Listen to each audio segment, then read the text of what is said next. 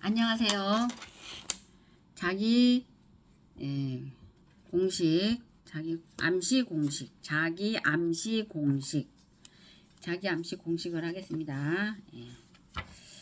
첫째, 나에게는 뚜렷한 삶의 목표가 있으며 나에게 그것을 달성할 능력이 있다는 것을 알고 있다. 나는 그 목표를 달성하기 위해 끊임없이 노력할 것이며 이 자리에서 그것을 약속한다. 둘째, 나는 내 마음을 지배하고 있는 생각들이 언젠간 외부적인 행동으로 표출되어 눈앞에 현실로 나타날 것임을 알고 있다. 따라서 나는 날마다 30분씩 장차 내가 되고자 하는 사람을 생각하는 일에 내 생각을 집중시킬 것이며 그럼으로써 내 마음속에 그 사람의 모습이 뚜렷이 그려지도록 할 것이다. 셋째, 나는 자기 암시의 원칙을 통해 마음속에 내재된 모든 욕망을 달성해줄 표현선을 찾게 될 것임을 확신한다. 그러므로 나는 날마다 10분씩 나 자신에게 자신감을 갖도록 요구할 것이다. 넷째, 나는 내 삶의 주된 목표를 종이에 분명하게 적었으며 그것을 달성할 자신감이 생길 때까지 도전을 멈추지 않을 것이다. 다섯째, 나는 어떠한 재산이나 지위도 진실과 정의에 기초하지 않으면 오래 지속될 수 없다는 것을 잘 알고 있으며 아까 자기암시 공식을 이제 처음부터 다시 하겠습니다. 자기암시 공식. 첫째, 나에게는 뚜렷한 삶의 목표가 있으며 나에게 그것을 달성할 능력이 있다는 것을 알고 있다. 나는 그 목표를 달성하기 위해 끊임없이 노력할 것이며 이 자리에서 그것을 약속한다. 둘째, 나는 내 마음을 지배하고 있는 생각들이 언젠간 외부적인 행동으로 표출되어 눈앞에 현실로 나타날 것임을 알고 있다. 따라서 나는 날마다 30분씩 장차 내가 되고자 하는 사람을 생각하는 일에 내 생각을 집중시킬 것이며 그럼으로써 내 마음속에 그 사람의 모습이 뚜렷이 그려지도록 할 것이다. 셋째, 나는 자기 암시의 원칙을 통해 마음속에 내재된 모든 욕망을 달성해줄 표현선을 찾게 될 것임을 확신한다. 그러므로 나는 날마다 10분씩 나 자신에게 자신감을 갖도록 요구할 것이다. 넷째, 나는 내 삶의 주된 목표를 종이에 분명하게 적었으며 그것을 달성할 자신감이 생길 때까지 도전을 멈추지 않을 것이다. 다섯째, 나는 어떠한 재산이나 지위도 진실과 정의에 기초하지 않으면 오래 지속될 수 없다는 것을 잘 알고 있으며 성공에 영향을 주지 않는 어떠한 행동도 하지 않을 것이다. 나는 나의 힘과 나를 도와줄 다른 사람들의 힘을 나에게 끌어들임으로써 성공할 것이다. 또한 나는 기꺼이 다른 사람들을 위해 일할 의사가 있으므로 그들에게도 나를 위해 일하도록 설득할 것이다. 나는 다른 사람들을 향한 부정적인 태도가 나에게 결코 성공을 가져다 주지 않는다는 것을 알기 때문에 모든 사람들에 대한 사랑을 키움으로써 내 속의 모든 증오와 시기, 부러움, 이기심과 냉소를 없앨 것이다. 나는 이 공식을 따르기로 서명하고 이것을 암기하며 신념 속에서 하루에 한 번씩 큰 소리로 읽을 것이다. 그러면 이것은 점점 내 생각과 행동에 영향을 주어 나는 자신감 있고 성공적인 사람이 될 것이다. 성공 비결의 6단계, 제1단계, 자신이 벌고자 하는 금액을 한 푼도 어김없이 정확하게 머릿속에 주입시켜라. 막연히 돈을 많이 갖고 싶다라는 단순한 소망만으로는 절대로 아무것도 가질 수 없다. 자신이 원하는 돈의 액수를 정확히 파악하여 늘 염두에 두고 있어야 한다. 제2단계, 목표로 하는 돈을 벌기 위해 어떠한 대가를 치르거나 희생도 감내할 수 있는지 확실히 결정한다. 제3단계, 자신이 목표로 하는 금액의 돈을 정확히 언제 달성할 것인지 그 구체적인 날짜를 설정한다. 제4단계, 목표 달성을 위한 구체적인 계획을 세워 즉시 행동으로 옮긴다. 이때 실천 준비가 여의치 않아도 상관없다. 당장 계획을 실천에 옮기는 것이 가장 중요하다. 제5단계, 자신이 목표로 하는 정확한 금액, 구체적인 목표 달성 날짜, 목표 달성을 위해 기꺼이 감내할 수 있는 희생, 구체적인 실천 계획 등을 간결하고 명확한 걸로 정리하여 항상 볼 수 있는 곳에 둔다. 제6단계, 그 메모를 매일 잠자리에 들기 직전과 아침에 일어난 직후 등 하루에 최소한 2번 이상 큰 소리로 읽으며 성공 의지를 불태운다. 자신의 꿈이 담긴 메모를 읽으며 자신이 설정한 목표가 이미 달성됐다고 생각해야 하면 물론이고 굳게 확신해야 한다. 부자가 되기 위해서는 위에 6단계에 기술된 모든 사항을 철저히 이행해야 한다. 그 중에서도 특히 제6단계의 준수사항이 가장 중요하다. 사실 아직 목표로 하는 돈도 벌지 못했는데 이미 성취한 것처럼 생각하고 행동하라는 주문은 말도 안 된다고 불평할지도 모른다. 하지만 바로 여기서 가슴속에 뜨거운 열망이 대두될 필요성이 있는 것이다. 만약 부자가 되고자 하는 간절한 소망이 자신의 온 정신을 지배할 정도로 강하고 오랫동안 지속될 수만 있다면 목표 성취에 대한 자기 확신이 조금 더 어렵지 않을 것이다. 왜냐하면 부자가 되겠다는 단 하나의 목표가 있고 성취에 대한 확고한 결의가 있는 한 성공에 대한 자기 확신은 당연한 것이기 때문이다. 자신의 내리 속에 부자가 되겠다는 의식이 팽배해 있는 사람만이 진짜 거부가 될 수 있다. 늘 이렇게 부자에 대한 열망으로 꽉 차 있는 사람들은 실제 부자가 되기 훨씬 이전부터 이미 부자가 되어 있는 자신의 모습을 쉽게 그릴 수 있다. 기독교의 창시자가 열정적인 몽상가였기 때문에 현재 기독교가 전 세계적으로 엄청난 위력을 떨치고 있는 것이다. 그는 상상력이 매우 풍부하고 또한 미래를 보는 해안을 갖추고 있었기에 아직 구체적으로 실현되지 않는 미래의 비전이나 꿈까지 미리 보고 확신에 찬 예언을 할 수 있었던 것이다. 만약 상상 속에서 남아 자신이 큰 부자라는 것을 믿지 못한다면 그는 현실에 있어서도 절대로 부자가 될 수 없다. 지금은 헛된 꿈에 사로잡힌 몽상가가 아니라 현실에 바탕을 둔 실제적인 몽상가들이 성공할 수 있는 절호의 기회이다. 모든 것이 새롭게 변해야 하는 변화의 시대에서 승자가 되려면 우선 자신이 원하는 것이 무엇인지 그 목표를 명확히 파악하고 이를 달성하기 위한 뜨거운 열망이 끊임없이 분출되어야 한다. 이제 과거는 가고 새로운 한 시대가 도래했다. 변화된 새 시대에는 단순히 꿈속에 사는 몽상가가 아니라 꿈을 실제 행동으로 옮기는 실제적인 몽상가가 득세하게 될 것이다. 역사적으로 볼 때도 이런 실제적인 몽상가가 인류 문명을 주도해왔고 그것은 앞으로도 계속될 것이다. 부자가 되기를 열망하는 사람들이 반드시 기억해야 할 점은 인류 문명의 발전은 육안으로는 보이지도 않고 그 형태도 가늠할 수 없는 미래의 비전과 기회를 남보다 먼저 깨닫고 그 실현 가능성을 확신한 선구자들의 실제적인 노력이 있었기에 가능했다는 사실이다. 다시 말해 고층 빌딩, 도시, 공장, 비행기, 자동차 등 우리의 삶을 풍요롭고 안락하게 해주는 모든 문명의 이기들은 바로 성견지명의 해안을 가진 선구자들에 의해 가능하게 된 것이다. 오늘날 실제적인 몽상가들에게 가장 절실히 요구되는 덕목은 타인에 대한 관대한 태도와 개방적인 사고방식이다. 즉 새로운 아이디어의 수용을 주저하거나 두려워하는 사람은 시작도 하기 전엔 벌써 실패자로 낙인 찍히고 말 것이다. 당신이 진정으로 부자가 되기를 갈망하며 이에 대한 구체적인 계획을 수립할 때 절대로 다른 사람들의 부정적인 이야기로 인해 자신의 꿈을 접어버리는 우를 범해서는 안 된다.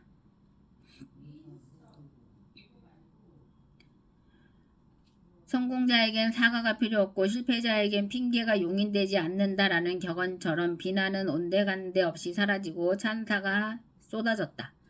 만약 당신이 하고자 하는 일이 옳고 또한 그에 대한 확신이 있다면 누가 뭐라고 하든 당장 그 일을 시작하라.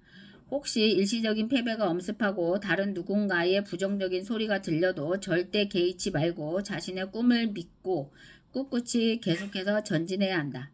모름지기 실패는 성공의 씨앗이므로 좌절 뒤에는 반드시 이에 상응하는 성공이 뒤따르기 마련이다. 토마스 에디슨은 전기로 작동하는 램프를 개발하겠다는 꿈을 안고 연구에 나선 결과 무려 1만 번 이상에 달하는 실패 끝에 드디어 꿈을 실현하게 되었다. 이처럼 실제적인 몽상가는 어떤 역경이 닥쳐와도 절대로 중간에 포기하는 법이 없다.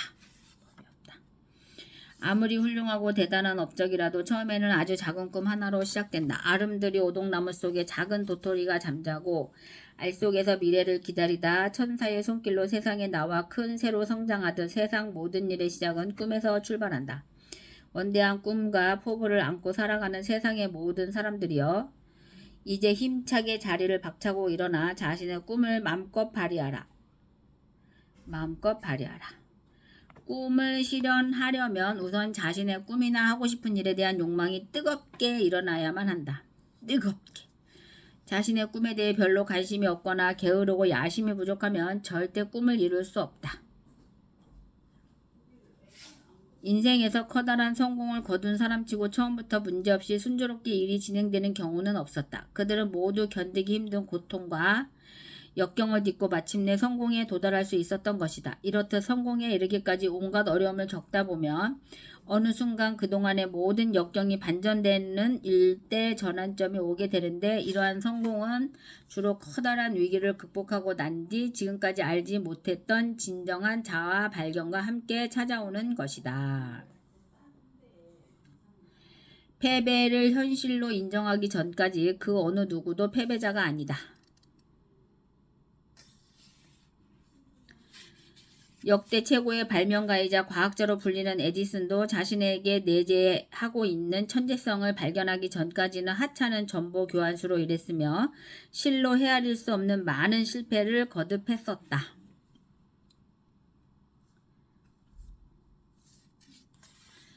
무엇이든 할 수 있다는 확신만 있다면 그저 신념대로 따르기만 하면 된다. 구원의 손길은 누구에게나 똑같이 뻗쳐 있으므로 진정으로 구원을 열심히 찾으려고만 한다면 누구나 그 소리를 들을 수 있다.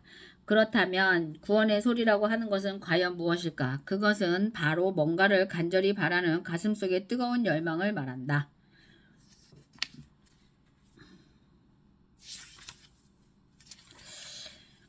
일단은 자기암시 여기까지 읽고요. 특이점이 온다. 특이점이 온다. 앞으로 변할 세상에 대한 내용입니다. 앞으로. 그래서 신경계 내의 가상현실이 해상도와 신뢰도 면에서 실제 세계와 다를 바 없게 되면 우리의 경험은 점차 가상 환경으로 옮겨갈 것이다. 가상현실에서 우리는 육체적으로나 정신적으로 다른 사람이 될 수 있다. 사실상 다른 사람. 예를 들어 애인이 당신이 선택한 것과는 다른 몸을 당신을 위해 선택할 수도 있을 것이다. 물론 반대 경우도 가능하다. 수학 가속의 법칙은 비생물학적 지능이 우리 주변 우주의 물질과 에너지 전부의 인간 기계 지능을 가득 채울 때까지 계속될 것이다.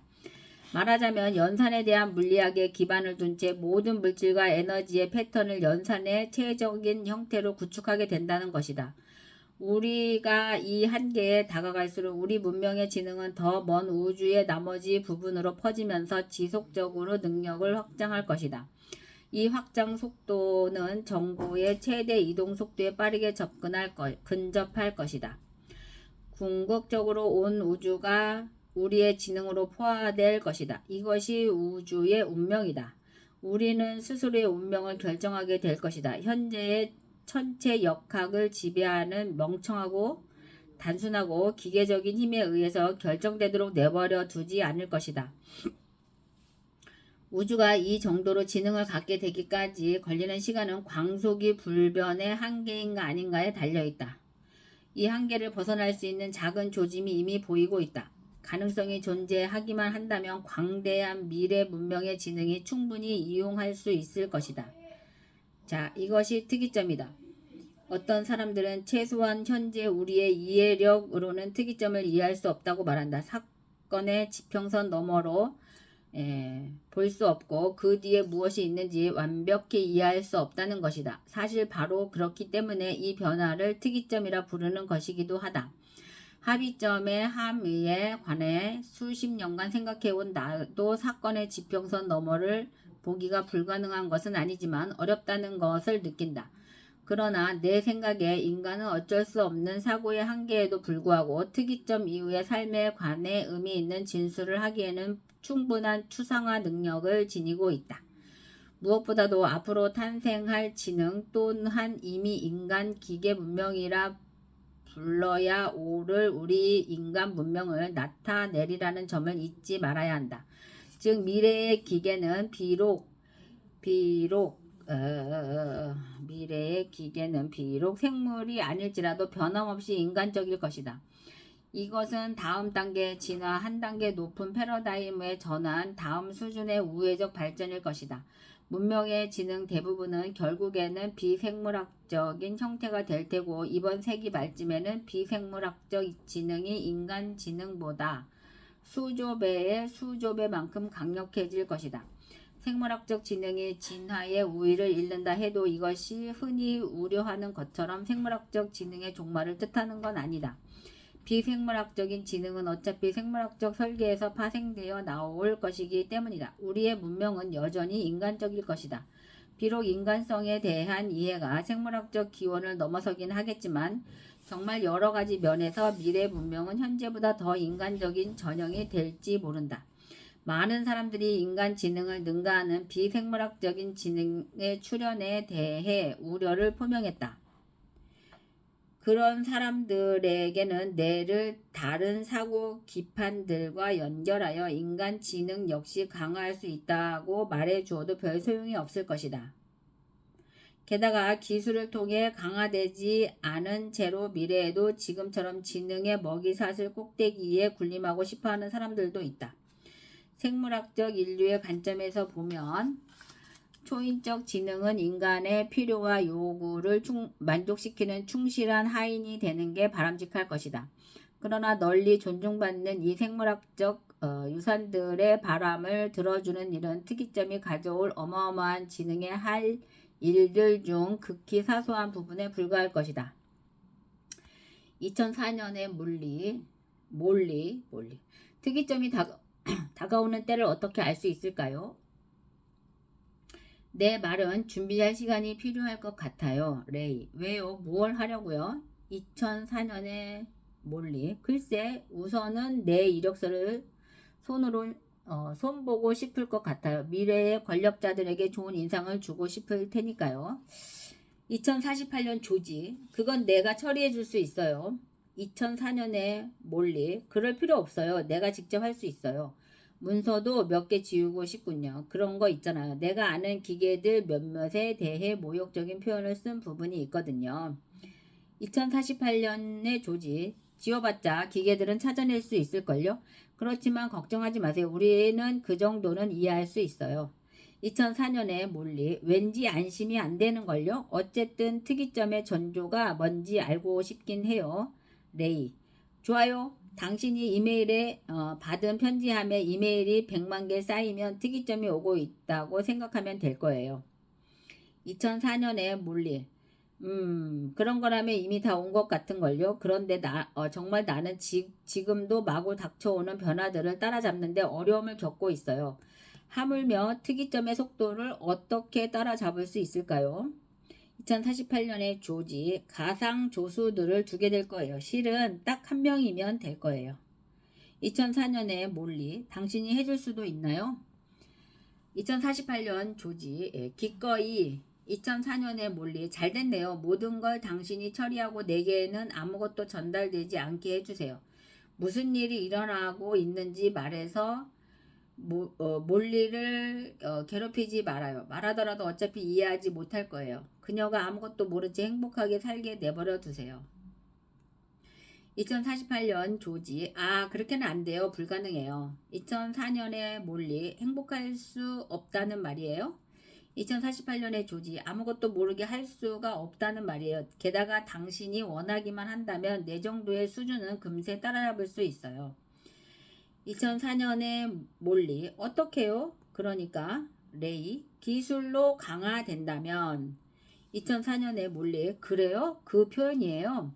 2048년 조지. 우리의 관계가 상상할 수 있는 무엇이든 될 수 있다고 한다면야. 나쁜 생각은 아니지 않나요? 2004년에 몰리. 그래도 나는 나 자신으로 남기를 원해야 하지 않을까요? 2048년에 조지. 어떤 경우라도 나는 당신에게 봉사할 거예요. 하지만 당신의 충실한 하인 그 이상이 될 수도 있다는 걸 알아주세요. 2004년 몰리. 사실 그냥 충실한 하인이 되어주기만 하는 것도 나쁘지 않겠는데요.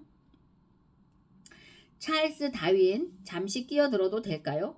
갑자기 떠오른 생각인데 기계 지능이 인간 지능보다 뛰어나게 되면 기계 지능은 스스로 다음 세대를 설계하게 되지 않을까요? 2004년에 몰리. 그건 별로 대단하게 들리지 않는걸요. 지금도 기계를 이용해서 기계를 설계하고 있어요. 다윈. 그렇죠. 하지만 2004년에는 여전히 인간 설계자가 기계들을 관리하고 있잖아요. 기계가 인간 수준으로 작동하게 되면 뭐랄까, 기계만으로도 자족적인 과정이 만들어질 거라는 겁니다. 네드 러드. 그리고 인간은 그 과정밖에 있게 될 거고 말입니다. 2004년 몰리. 기계에게도 그런 매우 느린 과정이 될 거예요. 레이. 전혀 그렇지 않아요. 인간 뇌와 비슷하게 만들어진 비생물학적 지능이라고 하고 2004년 수준의 회로들만 사용한다고 해도 그것은 2104년의 몰리 그 사람을 말하는 거겠죠. 레이. 그래요? 물론 그 사람은 최소한 100만 배 빠르게 생각할 수 있을 거예요. 티모시 리얼이 주관적으로는 시간이 늘어나는 셈이겠군요. 레이, 바로 그거예요. 2004년에 몰리 시간이 아주 많아질 것 같은데요. 당신네 기계들은 그 많은 시간에 무얼 하나요? 2048년 조지, 할 일이야 많지요. 인터넷에 있는 모든 인간 지식에 접속할 수 있으니까요. 2004년에 몰리 인간의 지식에만 모든 기계의 지식은 어떤가요? 2048년 조지, 하나의 문명으로 생각하고 싶은데요. 다윈, 그러니까 기계가 정말로 자신의 설계를 향상시킬 수 있겠군요. 2004년 몰리, 우리 인간도 지금 그렇게 스스로 그렇게 하고 있어요. 레이, 그렇기는 하지만 인간은 몇몇 사소한 것들만 만지작거리는 형편이죠. 본질적으로 DNA에 기반한 지능은 너무 느리고 제한적이니까요. 다윈, 기계는 다음 세대 설계를 훨씬 빨리 할 수 있을 거고 말이죠. 2048년 조지, 정말 2048년에는 그래요? 다윈, 내가 무언가를 이해하자마자 곧 새로운 진화가 시작된다는 거군요. 러드, 위험천만한 폭주현상처럼 들립니다만 다윈, 사실 진화란 게 기본적으로 그렇지요. 러드, 하지만 기계와 그들을 만들어낸 창조자들 사이의 상호작용은 어떻겠습니까? 말하자면 나는 기계들의 방식에 휘말리고 싶지 않다는 것이죠. 가령 1800년대 초에 나는 몇 년간 영국 당국을 피해 숨어 다닐 수 있었어요. 그런데 이제 더 이상 그런 일은 어렵지 않은가 하는 거죠. 그러니까 2048년 조지, 그들 때문에요. 2004년 몰리, 작은 로봇들로부터 숨는 것. 레이, 나노봇을 말하는 거죠. 2004년에 몰리, 네, 나노봇을 피해 숨는 건 확실히 어려울 거예요. 레이, 특이점에서 생기는 지능은 그들의 생물학적 선조를 존경할 거라고 생각해요. 2048년에 조지, 물론이죠. 존경 이상이죠. 경애라고 할까?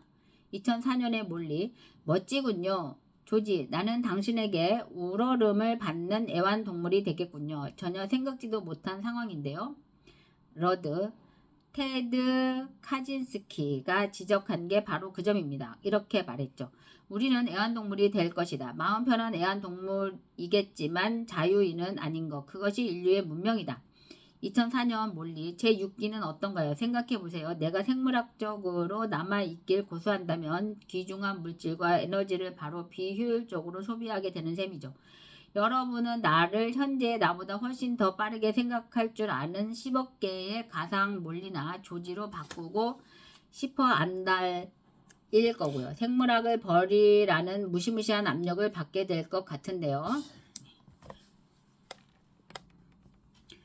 레이, 당신이란 존재는 방대한 물질과 에너지 중 극히 일부에 불과한 걸요. 당신 하나쯤 생물학적으로 유지한다고 해서 특이점이 사용할 물질과 에너지의 규모가 크게 변할 일은 없을 거예요. 생물학적 유산을 유지하는 것도 가치가 있는 일이고요. 2048년 조지, 물론이죠. 레이, 현재 우리가 열대우림과 종 다양성을 보존하려고 노력하는 것처럼요. 2004년 몰리, 그게 바로 내가 두려워하는 거예요. 내 말은 우리가 열대우림에 대체 어떤 일을 저질렀는지 생각해 보자고요. 아직 조금은 남겨뒀지만 말이에요. 인간은 결국 멸종 위기에 처한 종들과 같은 운명이 될 거라고요. 러드, 멸종된 종들과 같거나요?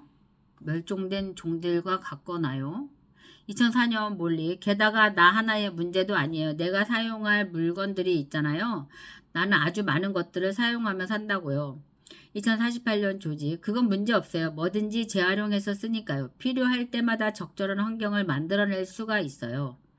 2004년 몰리, 내가 가상현실에 있게 된다는 말인가요? 레이, 아니요. 정확히 말하면 포글릿 현실이죠. 2004년에 몰리, 내가 안개 속에 있게 된다고요? 레이, 아니요. 포글릿이라고요. 2004년에 몰리, 대체 그게 뭐죠? 레이, 이 책에서 나중에 설명할 거예요. 2004년의 몰리, 그래도 힌트라도 좀 주세요. 레이, 포글릿은 나노봇의 일종이에요. 혈구 크기만 한 로봇이죠. 자기들끼리 연결해서 온갖 물리적 구조를 복제해낼 수 있어요. 시청각 정보를 특정한 방식으로 처리해서 실제 현실을 마치 가상현실처럼 마음대로 빚어내기도 하죠. 2004년에 몰리.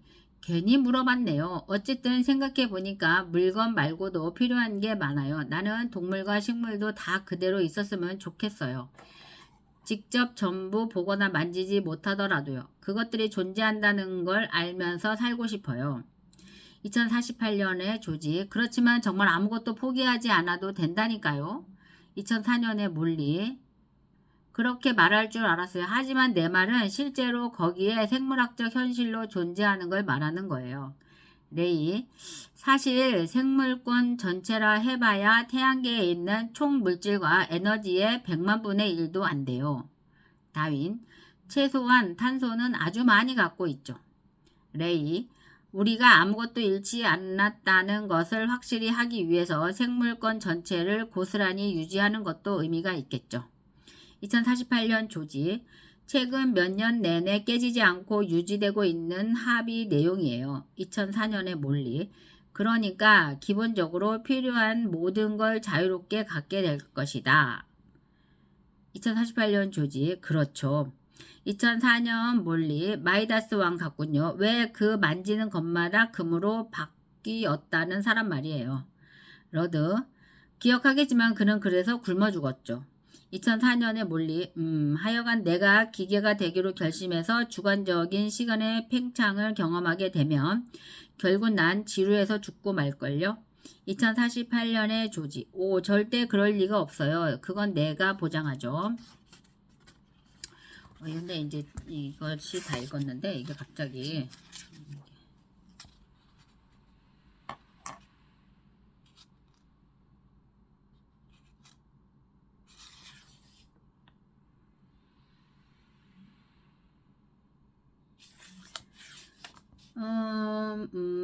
생물학적 인류의 관점에서 보면 초인적 지능은 인간의 필요와 요구를 만족시키는 충실한 하인이 되는 게 바람직할 것이다. 그러나 널리 존중받는 이 생물학적 유산들의 바람을 들어주는 일은 특이점이 가져올 어마어마한 지능의 할 일들 중 극히 사소한 부분에 불과할 것이다. 어쨌든 이제 기술 진화 이론, 수학 가속의 법칙. 뒤를 멀리 돌아볼수록 앞을 더 멀리 내다볼 수 있다. 위스턴 처칠. 20억 년 전에 우리 조상은 미생물이었다. 5억 년 전에는 물고기였고 1억 년 전에는 쥐 같은 것이었다. 1000만 년 전에는 나무 위에 사는 유인원이었고 100만 년 전에는 불을 다스리는 방법을 알아낸 원인이었다. 진화의 계보는 변화에 대한 지배로 묘사될 수 있다. 우리 시대에는 그 속도가 빨라지고 있다. 칼 세이건. 우리의 유일한 책임은 우리보다 영리한 무언가를 만들어내는 것이다. 그 다음에 발생할 문제들은 우리가 해결해야 할 것이 아니다. 어려운 문제란 없다. 특정한 수준의 지능에게 어려운 문제가 있을 뿐이다. 특정 수준 지능에게 불가능했던 것이 조금 높아진 수준의 지능에게는 쉬운 것이 된다. 현저히 높은 수준의 지능에게는 모든 것이 쉽다. 엘리 에젤 S 유드코프스키 특이점을 응시하며 1996년. 흔히 미래는 예측할 수 없다고들 한다. 그러나 이것은 틀린 말이고 그것도 완전히 틀린 말이다. 존 스마트. 기술의 지속적인 가속은 이른바 수학 가속 법칙의 필연적 결과이다. 수학 가속의 법칙이란 진화 과정이 가속적이라는 현상, 그 산물 또한 기하급수적으로 증가한다는 현상을 나타내기 위해 내가 만든 말이다. 진화 과정의 산물에는 연산 같은 정보 관련 기술들이 포함된다. 이런 기술들의 발전 속도는 무어의 법칙이 예상하는 바를 넘어설 정도로 빨라지고 있다. 특이점은 수학 가속의 법칙이 가져올 필연적 결과이다. 우선 이 기술 진화 과정의 특성을 살펴볼 필요가 있다. 질서의 속성.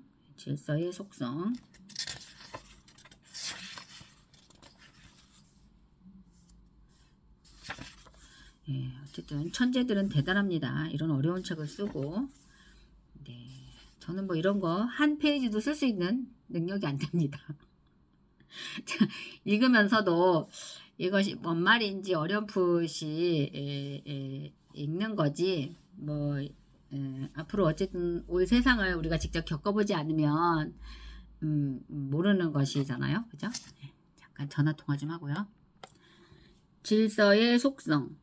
앞장에서 패러다임 전환의 속도가 얼마나 가속적인지 보여주는 그래프들을 몇 개 보았다. 패러다임의 전환은 어떤 작업을 수행하기 위한 지적 과정이나 방법론상의 주요 변화를 일컫는 것으로서 이를테면 문자, 언어나 컴퓨터를 예로 들 수 있다. 빅뱅에서 인터넷에 이르기까지 생물학적 및 기술적 진화의 주요 사건으로 꼽을 만한 것들을 도식화한 그래프로서 사상가들의 의견이나 참고 서적을 뒤져 찾아낸 15가지 목록을 기초로 한 것이었다. 각 목록 간에 약간의 차이는 있지만 기하급수적인 증가 추세에는 차이가 없었다. 즉 주요 사건들이 발생하는 속도는 계속해서 빨라지고 있었다.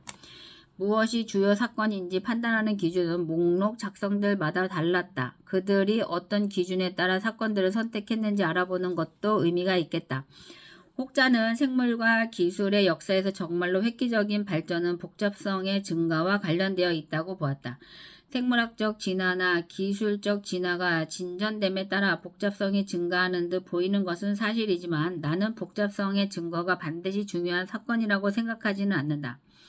우선 복잡성의 의미를 알아볼 필요가 있겠다. 짐작하다시피 복잡성의 개념은 복잡하다. 우선 복잡성이란 어떤 과정을 표현하는 데 필요한 최소한의 정보량이라고 할 수 있다. 어떤 시스템에 대한 설계 내용을 100만 비트 크기의 데이터 파일, 가령 컴퓨터 프로그램 혹은 CAD 파일 같은 것으로 기술할 수 있다고 하자. 이 설계의 복잡성은 100만 비트라고 할 수 있다. 그런데 알고 보니 이 100만 비트는 1000비트짜리 패턴이 1000번 반복된 것이라고 하자. 반복되는 부분을 찾아 제거하면 전체 설계를 1000배 압축할 수 있다. 즉 1000비트로 표현할 수 있다. 데이터의 대부분 압축 기술은 이처럼 정보에 있는 중복을 찾아내는 방법을 사용한다. 그런데 데이터 파일을 이미 이렇게 압축했다고 해도 더욱더 압축해 표현할 수 있는 또 다른 규칙이나 방법이 존재하지 않는다는 걸 어떻게 확신할 수 있을까? 예를 들어 파일 내용이 소수점 아래 100만 자리까지 표현된 원주율 3.1415이라고 하자. 원주율을 이진법으로 표현한 비트들은 사실상 무작위적이고 무작위성 검사를 해보아도 반복되는 패턴이 없기 때문에 대부분의 데이터 압축 프로그램은 이 수열의 정체를 인식하지 못할 것이고 따라서 100만 비트를 전혀 압축하지 못할 것이다. 하지만 파일 또는 파일의 일부, 이 사실 원주율을 나타낸다는 걸 알게 되면 그 정보 또는 정보의 일부를 매우 간결하게 100만 비트까지 정확한 원주율이라고 표현할 수 있다. 우리는 어떤 정보의 서열을 더 간결하게 표현하는 방법이 없다고는 확신할 수 없다. 따라서 압축된 정보량은 그 정보의 복잡성의 최대 한계로 간주되어야 옳다. 머레이, 겔만도 이런 식으로 복잡성을 정의했다. 겔만은 어떤 정보 집합의 알고리즘 정보량은 표준 범용 컴퓨터가 정보의 모든 비트를 출력한 뒤 멈추도록 하는 데 필요한 최소 길이 프로그램이라고 했다. 그러나 겔만의 개념도 완전한 것은 아니다. 완전히 무작위적인 정보를 포함한 파일은 도저히 압축할 수 없다. 사실 압축할 수 있느냐 없느냐 하는 점은 어떤 수열이 정말로 무작위인가 아닌가를 결정하는 중요한 기준이다. 그런데 어떤 설계가 무작위 배열로 설명되면 심지어 어떤 무작위 배열이라도 상관없다면 도리어 기술은 간단해진다. 여기에 무작위 수열을 넣으시오라는 간단한 명령으로 충분하기 때문이다. 10비트는 10억 비트든 완전한 무작위는 이처럼 간단한 명령으로 기술되므로 복잡성이 크지 않게 된다. 완벽한 무작위 배열과 목적을 갖대 예측할 수 없는 배열을 지닌 정보 사이의 차이점이 바로 이것이다. 복잡성의 속성을 더 잘 알기 위해 바위의 복잡성에 관해 생각해 보자. 우리가 바위에 들어있는 모든 원자들의 모든 속성들, 정확한 위치, 각 운동량, 스핀, 속도 등을 기록한다면 방대한 양의 정보를 얻게 될 것이다. 1kg의 바위에는 10개의 원자가 있는데 이들은 10비트의 정보를 저장할 수 있다. 이에 대해서는 다음 장에서 설명할 것이다. 인간의 유전 암호보다 10배 많은 양이다. 유전 암호를 압축하지 않아도 그렇다. 그러나 이 정보 대부분은 무작위적이고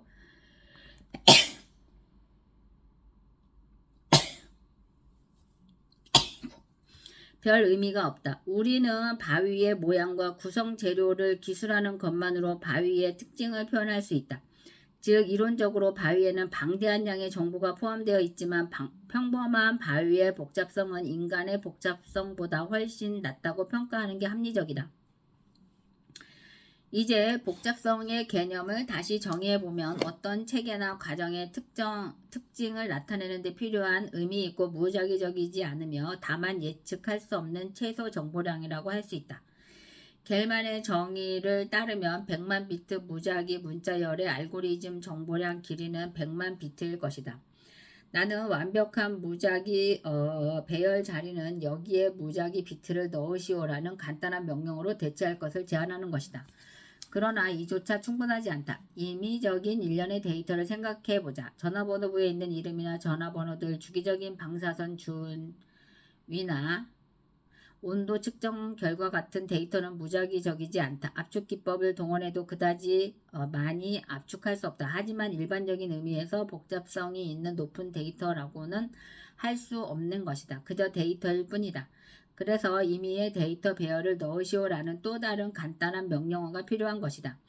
내가 제안하는 정보의 복잡성 측정 방법을 정리해보자. 처음에는 겔만의 알고리즘 정보량 정의에서 출발했다. 그 중 무작위 배열은 무작위 배열을 넣으라는 간단한 명령어로 대체했다. 다음에 임의의 데이터 배열도 그 같은 간단한 명령어로 대체했다. 이렇게 하며 복잡성 평가 결과가 직관에 무리 없이 맞을 것이다. 내가 정의한 복잡성의 개념을 활용할 경우 생물학 같은 진화 과정에서의 패러다임 전환은 매번 복잡성이 증가한 사건이라고 볼 수 있다. 가령 DNA의 진화를 통해 더 복잡한 유기체가 가능해졌다. 유연한 데이터 저장 능력을 지닌 DNA 덕분에 유기체의 생물학적 정보 처리 과정이 제어될 수 있었다. 캄브리 아기의 생물종 대폭발은 안정된 일군의 동물 신체 설계안을 제공했고 DNA의 소개 덕분에 진화 과정은 좀 더 복잡한 뇌 개발에 집중할 수 있었다. 기술을 보면 컴퓨터의 발명을 통해 문명은 훨씬 더 복잡한 정보를 저장하고 조작할 수 있게 되었다.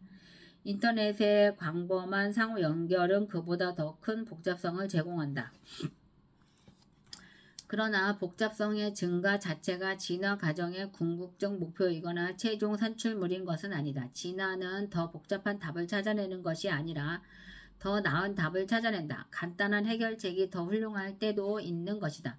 여기서 복잡성과는 다른 질서라는 개념이 도입된다. 질서는 무질서의 반대말이 아니다. 무질서가 무작위로 일어나는 사건을 가리킨다면 무질서의 반대말은 무작위적이지 않음이 되어야 한다. 정보는 유기체의 DNA 암호나 컴퓨터 프로그램의 비트처럼 어떤 과정 속에서 의미가 있는 데이터 배열이다. 반면 소음은 무작위 배열이다. 소음은 본질적으로 예측 불가능하고 정보도 가지고 있지 않다.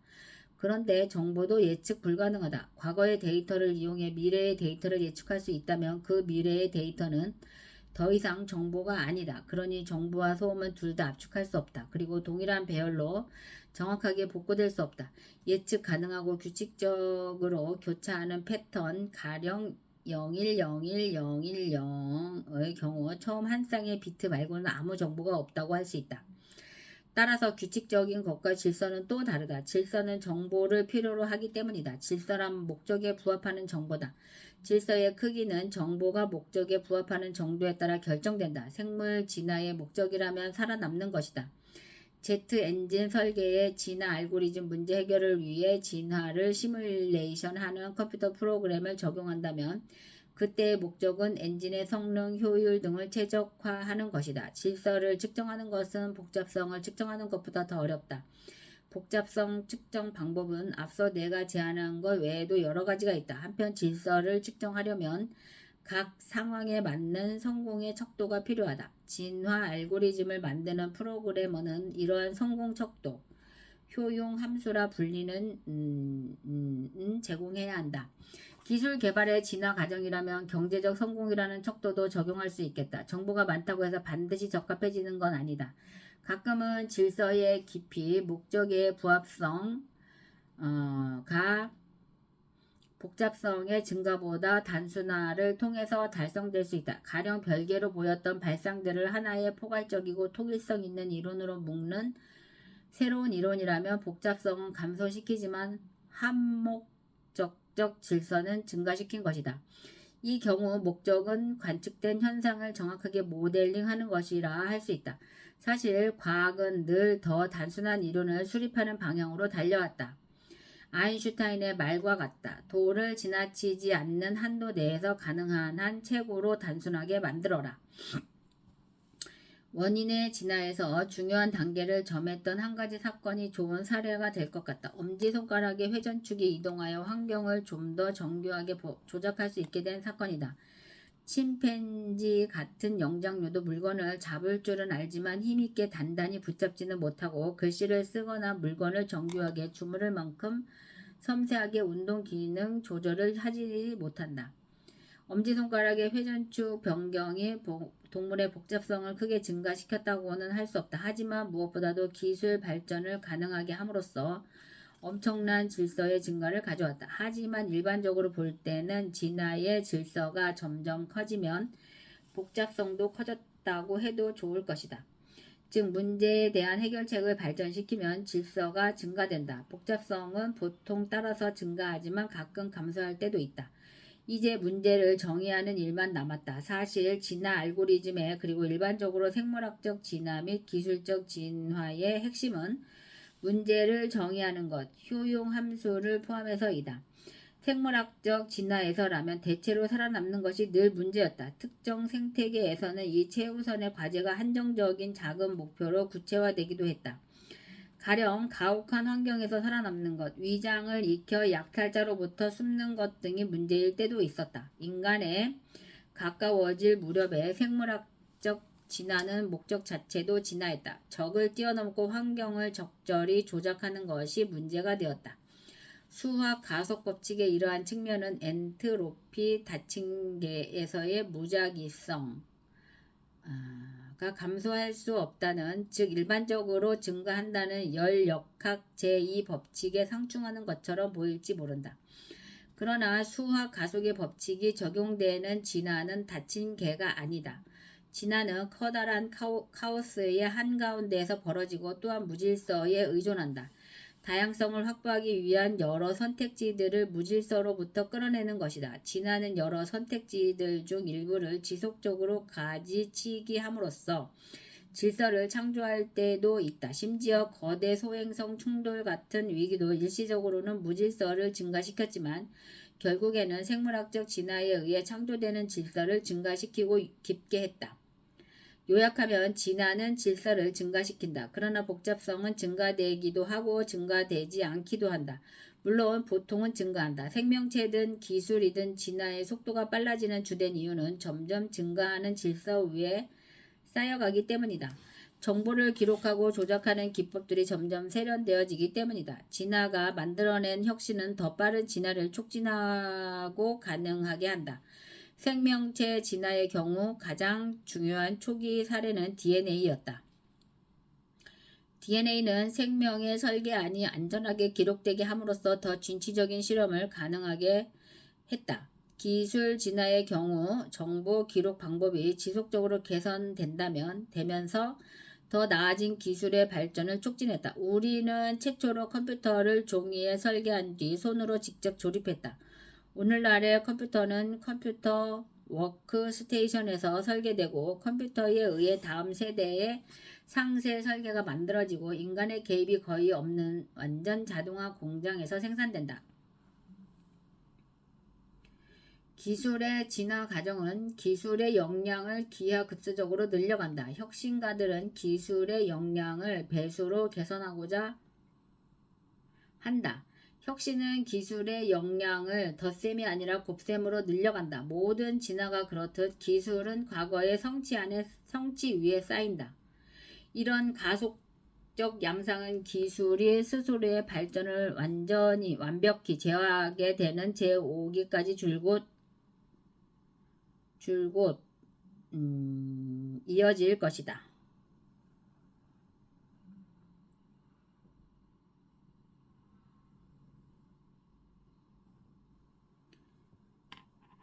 수학 가속 법칙의 원칙들은 다음과 같이 요약할 수 있다. 수학 가속의 법칙의 원칙들은 다음과 같이 요약할 수 있다.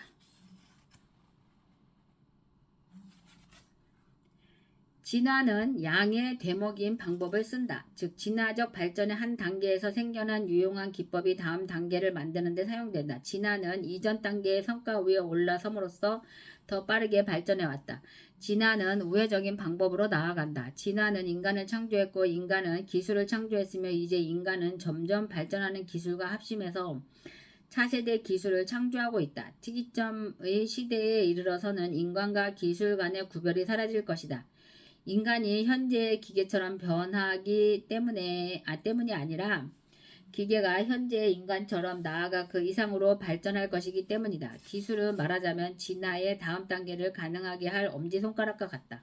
앞으로 발전, 질서의 증가는 굼뜨기 그지없는 전기화학적 반응이 아니라 광속으로 일어나는 사고 과정에 기반하게 될 것이다. 진화의 각 단계는 전 단계의 성과를 최대한 만끽함으로 진화 과정의 발전 속도는 시간이 흐를수록 최소한 기하급수적으로 증가한다. 시간이 흐를수록 진화 과정에 내재된 정보의 질서, 생존이라는 진화의 목적에 정보가 얼마나 부합하는가. 잠시만요.